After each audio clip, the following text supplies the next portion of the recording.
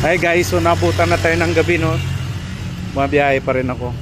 Tara, last na to. Kunin ko na lang Dunkin Donut saka yung isa, dalawang booking to. And guys, so andito tayo ngayon sa SM. Nabutan na ako ng gabi.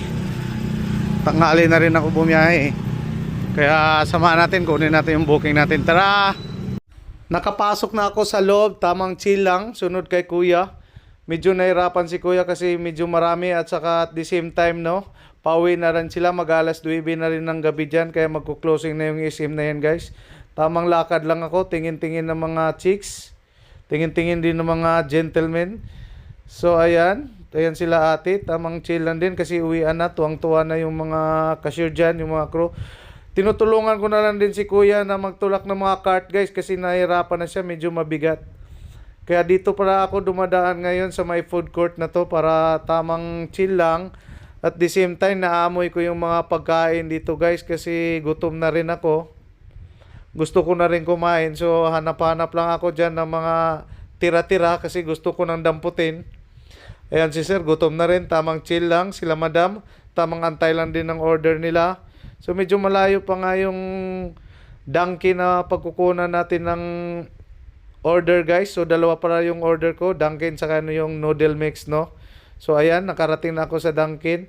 Yung order para nila madam medyo mabilis lang kasi ayan yung pala yung order nila, parang coffee, ewan ko kung anong tawag nito, coffee jelly or correct me if I'm wrong. So proceed na pala ako sa pangalawa kong booking guys. Dalawa pala yan, batch. Kaya tamang lakad, tamang kanta-kanta din dyan. If I told you, you lately that I have you, you fill my heart with gladness, take away all my sadness, if my troubleness that you do. So ayan guys, so nakarating na ako sa pangalawa kong booking. Kaso hindi ko alam kung saan, kaya nagtanong na lang ako dyan. Nakakita ko yung gwardiya, kaya tinanong ko si Chip, tinuro naman niya. Tapos tamang chill na naman ako, tamang tingin na naman, no, sa mga pagkain sa mga customer. Baka may mga tira-tira sila dyan, madampot natin para mabusog tayo kasi gabi na nga, gutom na rin ako. Tapos nalagpasan ko pa yung merchant, hindi ko pa siya nakita kaya kasi may nakita akong dalawang magandang dilag. So bumalik na ako guys. Excuse me po. Ayan si ma'am, tamang paganda lang, tapos dinampot na niya yung order ko. Ayan, pinicturean ko na guys. Tapos tamang lakad na rin ako, proceed na ako sa parking area dyan. Tapos ayan pala, noodle mix. Shoutout pala yung nag-perform jam kay kuya. Nagpa-piano yan sila, organ, tapos guitarist. Diyan pala sa food court guys, ang daming mga pagkain mapipilian. Kung may pambili ka, pwede kang kumain dyan, tumambay ng 5 oras, bawal ka lang matulog. Tapos nakalabas na ako ng SM guys, gabi ng gabi na talaga kasi mag-alas 9 na. Yung feel ko na yung gutom ko, yung tiyan ko, kumikirot na rin at ramdam ko, tumutunog na. Hindi ko lang alam kung saan kaya ako makabili ng pagkain nito, no? So medyo malayo pa yung parking nila.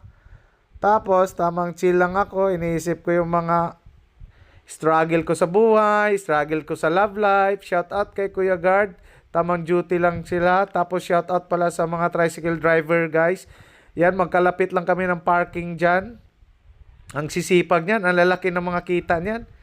Tapos mga loyal pa yan. Shout out sa mga driver, saka sa mga UB Express, no, papuntang Quezon City. Andyan na pala ako sa parking namin guys. Ayan, oh.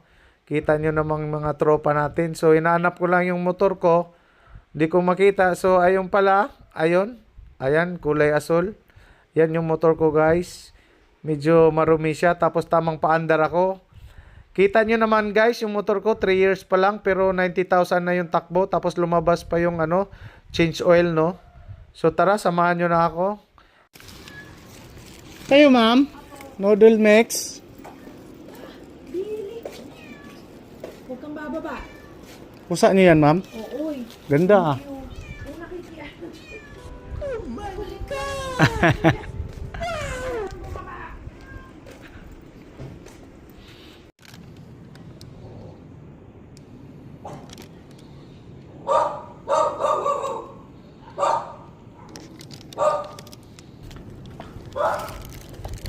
Thank you, sir. Thank you.